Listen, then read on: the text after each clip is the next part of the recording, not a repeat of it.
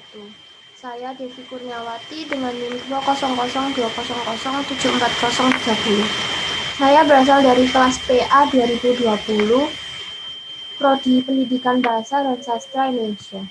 Di sini saya akan menjelaskan tentang jurnal potensi dan tantangan bahasa Indonesia menuju bahasa internasional.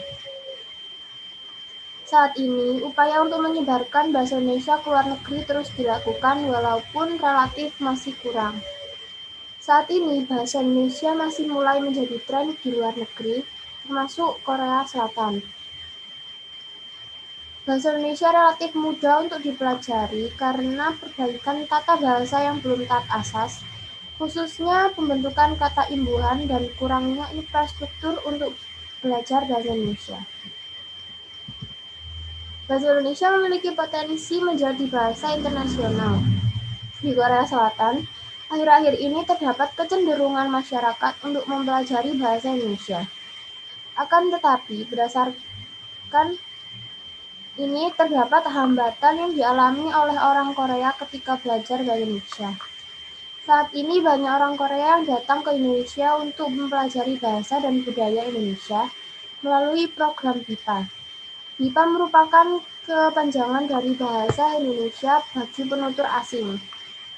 Alasan banyak orang Korea ingin belajar bahasa Indonesia adalah karena perkembangan ekonomi yang begitu cepat dan karena orang Indonesia juga sangat tertarik dengan Korea Selatan. Hubungan yang terjalin antara Korea Selatan dan Indonesia merupakan imbas perkembangan ekonomi Indonesia. Berdasarkan hal tersebut, dapat dilihat bahwa potensi bahasa Indonesia yang dapat menjadi bahasa internasional cukup besar. Dari jurnal ini memiliki beberapa hasil penelitian.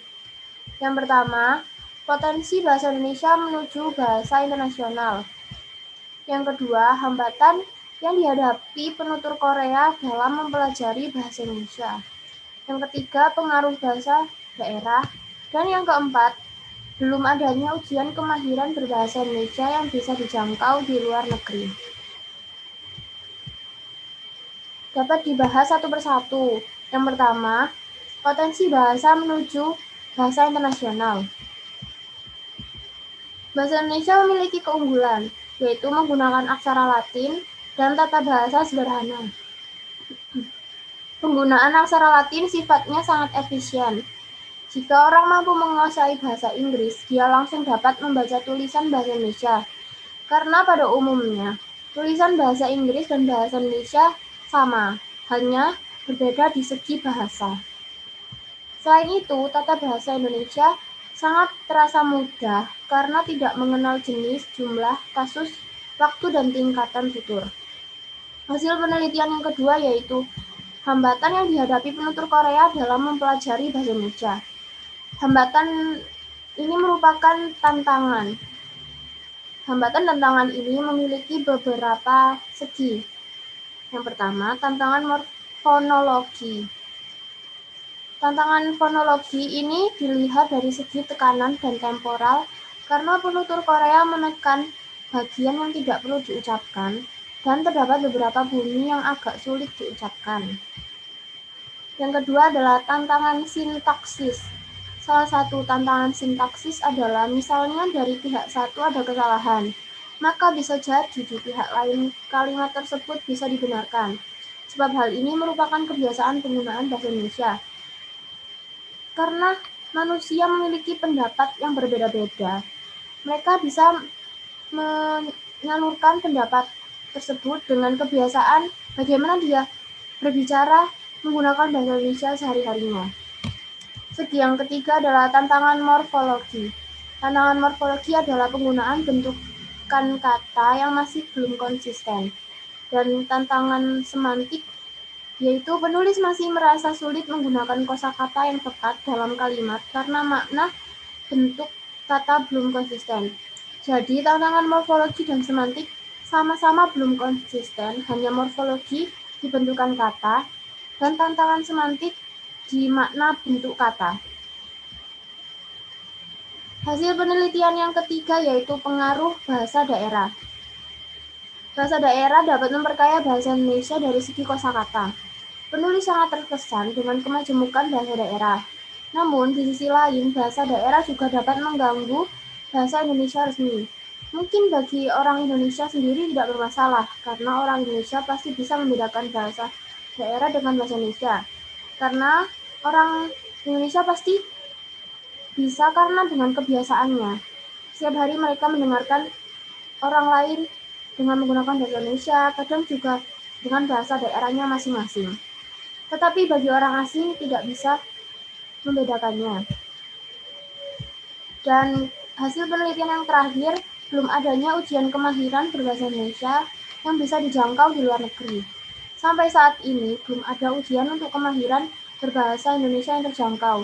Di Korea Selatan, lembaga yang menguji kemahiran berbahasa Indonesia adalah HUFS, yang merupakan bukan badan usaha yang berasal dari Indonesia. Namun, HUFS adalah salah satu universitas yang khusus mengkaji ilmu bahasa asing di Korea Selatan. Mungkin HUFS merupakan badan yang berasal dari Korea sendiri, bukan berasal dari bahasa Indonesia. Bukan berasal dari Indonesia. Dari hasil penelitian di atas, penulis sebagai penutur asing bahasa Indonesia menyarankan hal-hal berikut. Hal yang pertama yaitu menaat asaskan kaidah bahasa.